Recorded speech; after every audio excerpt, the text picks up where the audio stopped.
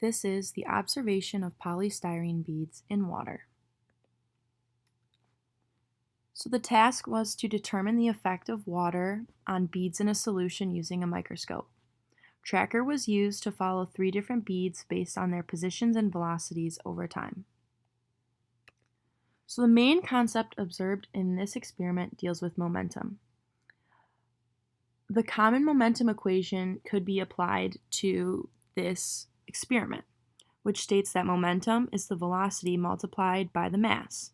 The conservation of momentum equation could be applied as well. It states that the original momentum is equal to its final momentum.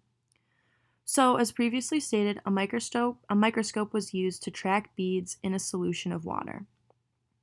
Now, the water molecules are not visible, but we know they are in the solution because the beads, which are seen through the microscope, are seen shaking.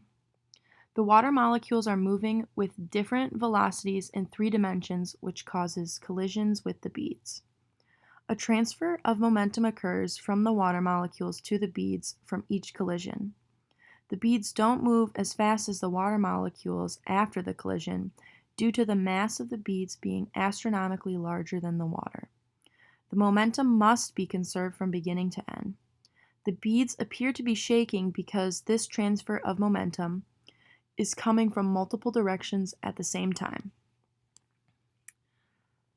Previously in class, Python simulations were created of this experiment, and it was similar. However, in the computer simulation, it was possible to input a more accurate number of water molecules that are present in the solution.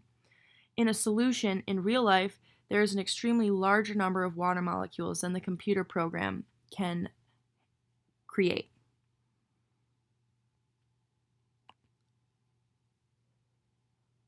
Like stated previously, we found the velocity and position of 3 different beads over time using a microscope and tracker. 3 different beads were used to confirm that all bead movement is random from the water molecules. These position graphs are for the 3 beads, and they are all not linear. This is a very weak correlation between the position of the beads and time, indicating that the beads are moving in a random and nonlinear diffusive motion. These velocity histograms for each of the beads also confirm the diffusive motion. However, despite the random chaotic collisions between the beads and the water molecules, there is a pattern in which the beads move over a given time interval.